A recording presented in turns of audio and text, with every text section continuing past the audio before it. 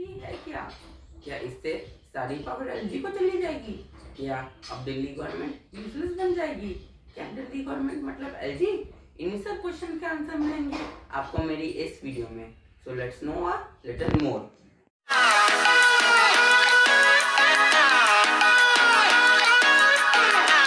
नमस्कार दोस्तों, मेरा नाम है आर्यन श्रीवास्तव और आप देख रहे हैं मेरा चैनल।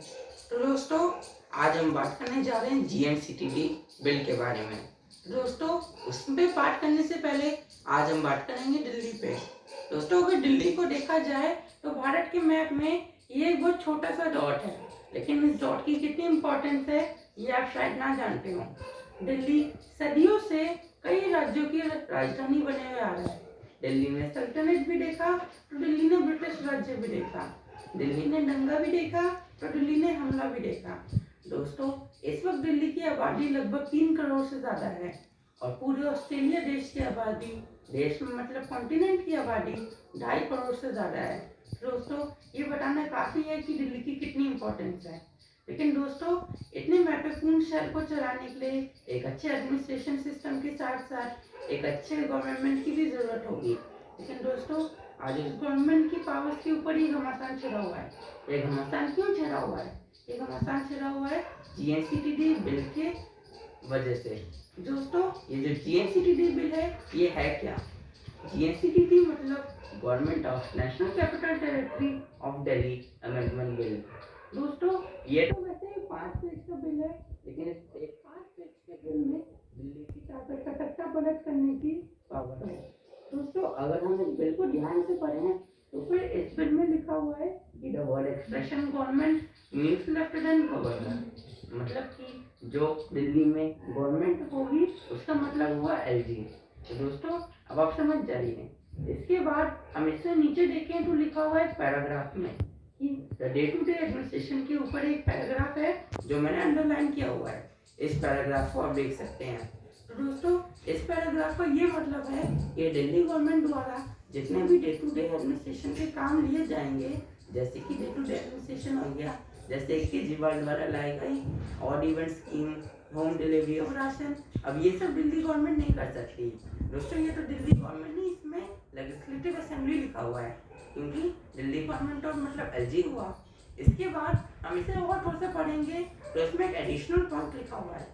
इस पॉइंट का सीधा साधा ये मतलब है कि जितनी भी फाइल अब दिल्ली की सीएम यानी कि अरविंद केजरीवाल जी के पास जाती थी, अब वो डायरेक्ट जाएंगी दिल्ली के एलजी अनिल बैजल। अनिल बैजल एक आईएएस रिटायर्ड है जो इस वक्त दिल्ली के एलजी बने हुए हैं। तो दोस्तों, इस बिल से हमें 3 पॉइंट समझ में आती हैं कि एलजी को लगभग सारी पावर दे दी गई है। दूसरा पॉइंट कि दिल्ली गवर्नमेंट की सारी पावर खत्म कर दी गई है। और तीसरा और सबसे इम्पोर्टेंट पॉइंट कि दिल्ली में अब सरकार मतलब एलजी। तो दोस्तों, वैसे एलजी के पास सिर्फ 3 पावर होती हैं। जो पहली होती है पुलिस, दूसरे होते हैं पब्लिक ऑर्डर एंड तीसरा होता है लैंड। और दिल्ली गवर्नमेंट के पास स्टेट और कॉन्फिडेंट लिस्ट में जितनी पावर लिखी है सब होती हैं, लेकिन इन पब्लिक ऑर्डर, पुलिस और लैंड को छोड़ के। लेकिन एलजी, इस बिल के बाद एलजी को बहुत सारी पावर मिल जाएगी। तो दोस्तों, ये तो हुए इस बिल के बारे में। अब हम जानेंगे दिल्ली की जर्नी, एक स्टेट से एनसीटी बनने का और एनसीटी से अब तक के सफर। तो दोस्तों, अब हम जाते हैं दिल्ली जर्नी के ऊपर। तो दोस्तों, ईयर 1952 में दिल्ली को एक स्टेट का दर्जा दिया गया था। उस दर्जे में दिल्ली के पहले स्टेट असेंबली इलेक्शंस हुए जिसे कांग्रेस के चौधरी ब्रह्म प्रकाश यादव ने जीता और वो दिल्ली के पहले सीएम बने। उसके बाद ईयर 1956 में स्टेट्स रीऑर्गेनाइजेशन एक्ट के तहत दिल्ली का स्टेटहुड छीन लिया गया और दिल्ली को यूनियन टेरिटरी में बदल दिया गया। उसके बाद ईयर 1991 में जब कांग्रेस की सरकार सेंटर में थी तो वो एक बिल लाई जिसमें दिल्ली को यूनियन टेरिटरी से हटाकर एनसीटी बना दिया जाएगा।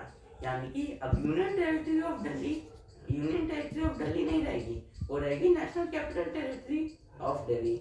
इसमें दिल्ली को एक स्पेशल स्टेटस दिया गया। दिल्ली विल नाउ, इसमें लिखा गया कि Delhi will now become a union territory with N assembly of limited legislative powers. तो दोस्तों, इसके बाद इलेक्शंस हुए 1993 में, जो कि बीजेपी के मदन लाल खुराना जीते और उसके बाद कई सरकारें आई, कई सरकारें गई। लेकिन 2015 2015 में दिल्ली में एक शब्द गूंजा, वो शब्द था एलजी।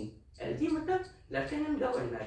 शायद से कई लोगों को पता भी ना हो कि लेफ्टिनेंट गवर्नर होता क्या है। तो दोस्तों इसी के बारे में हम बात करेंगे हमारे आगे के सेगमेंट में, जो कि है Delhi government versus LG. Delhi government versus LG. तो दोस्तों 2015 तक मेरे ख्याल से काफी लोगों ने एलजी का नाम सुना भी नहीं होगा। सुना क्या, वो जानते भी नहीं होंगे एलजी पोस्ट क्या होती है। लेकिन एलजी पोस्ट दिल्ली में 1991 में जब कांग्रेस एक एक्ट लाई थी उसमें लाया गया था।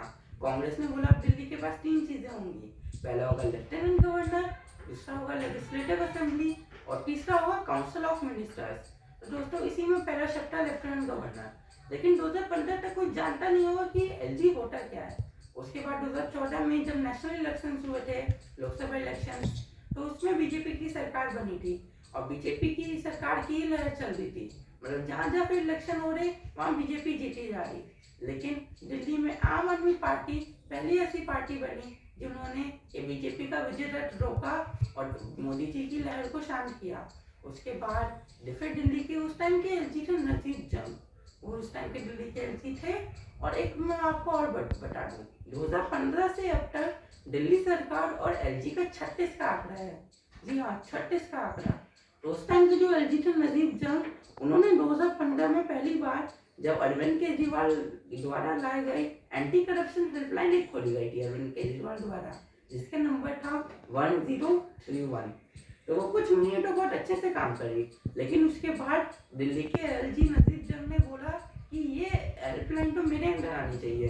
तो दिल्ली के एलजी ने उसके ऊपर अपना कंट्रोल लिया और फिर कुछ ही दिन लगे, जो इतने महीनों से चली आई थी, कुछ ही दिन लगे वो हेल्पलाइन यूजलेस बन गई। उस हेल्पलाइन में कोई कॉल नहीं उठा रहा था और लगभग यूजलेस सी हेल्पलाइन हो गई। उसके बाद 2015 में ही जून में जब दिल्ली के डिप्टी सीएम थे मनीष सिसोदिया, उन्होंने बोला कि वो सर्कल टैक्स इंक्रीज करना चाहते हैं, जो इस पे दिल्ली के एलजी ने स्टे लगा दिया। उसके बाद 2015 में ही अरविंद केजरीवाल जी ने बोला, जो शीला दीक्षित दिल्ली की पूर्व सीएम थी, उनके द्वारा जो लगाया गया सीएनजी फिटनेस कैंप था, उसकी वो इंक्वायरी बैठाना चाहते हैं। लेकिन उस पर भी यूनियन गवर्नमेंट की होम मिनिस्ट्री ने कहा कि ये तो इनवैलिड है। जिसके बाद दिल्ली गवर्नमेंट ने दिल्ली हाईकोर्ट का रुख किया। लेकिन दिल्ली हाईकोर्ट ने ये फैसला सुनाया कि 2016 में सुनाया ये फैसला कि ये जो एलजी द्वारा चीजें की जा रही हैं और ये यूनियन होम मिनिस्ट्री द्वारा जो कहा गया है वो बिल्कुल सही है। जिसके बाद दिल्ली गवर्नमेंट के कई मिनिस्टर्स मतलब लगभग सभी ने एलजी के रेजिडेंस के बाहर धरना प्रदर्शन किया, हंगर स्ट्राइक की। उसके बाद ये दिल्ली गवर्नमेंट गई सुप्रीम कोर्ट के पास। फिर सुप्रीम कोर्ट में 4 जुलाई 2018 को एक फैसला सुनाया। लेकिन 4 जुलाई 2018 से पहले 2016 तक, यानी कि 2016 से 2018 तक जब केस सुप्रीम कोर्ट में चल रहा था, तो फिर दिल्ली गवर्नमेंट के द्वारा कोई काम हो ही नहीं रहा था, क्योंकि आए दिन प्रोटेस्ट, आए दिन ये, आए दिन वो। जिसके बाद दिल्ली की जनता भी बहुत परेशान हो गई थी। उसके बाद 4 जुलाई 2018 को सुप्रीम कोर्ट की एक 5 जज की बेंच ने एक ऑर्डर सुनाया, जो कि 100 पेज का ऑर्डर था। जी हाँ, 100 पेज का ऑर्डर था और उसमें क्लियरली लिखा हुआ था कि एलजी हैज ओनली 3 पावर्स। वो ओनली पावर्स कौन सी थी, जो मैंने आपको पहले बताया था। पहली पावर पुलिस, दूसरी पावर पब्लिक ऑर्डर और तीसरी पावर लैंड। तो दोस्तों इसके बाद 2021 तक से सब सही चलता रहा। 2020 में इलेक्शन हुए, जो कि आम आदमी पार्टी फिर से जीती, जिसमें 70 में से 63 सीटें जीती आम आदमी पार्टी। इस बार 4 सीटें कम जीती, लेकिन हाँ फिर से पूर्ण बहुमत के साथ आम आदमी पार्टी ने दिल्ली में अपनी सरकार बनाई और फिर सब कुछ सही चलता रहा। लेकिन जब 2021 में ये बिल आया, जो कि 15 मार्च को लोकसभा से और 24 मार्च को राज्यसभा से पूर्ण बहुमत के साथ पास हुआ। पूर्ण बहुमत में आप समझ चाहिए, क्योंकि आधे से ज्यादा मंत्री इस वक्त लोकसभा और राज्यसभा में बीजेपी के ही हैं, इसलिए ये बिल पूर्ण बहुमत से पास हो पाया। लेकिन जब ये बिल पास हुआ तो फिर एक बहुत हंगामा हुआ। लगभग दोनों सदनों की कार्यवाही भी स्थगित कर दी गई थी, लेकिन आखिरकार ये बिल पास हो गया। तो दोस्तों अभी बिल पास हो चुका है, लेकिन मेरे ख्याल से मुझे अब लगता है कि दिल्ली सरकार अब सुप्रीम कोर्ट का रुख करेगी और सुप्रीम कोर्ट फिर से 1-2 साल लगाएगा अपना फैसला सुनाने में। और तब तक मेरे ख्याल से फिर से दिल्ली वालों को ये परेशानी झेलनी पड़ेगी। दोस्तों, अगर आपको मेरा वीडियो अच्छा लगा हो तो चैनल को सब्सक्राइब कर दीजिए, वीडियो को लाइक कर दीजिए और मैं आपको मिलता हूँ मेरे अगले वीडियो में। तब तक थैंक यू, जय हिंद।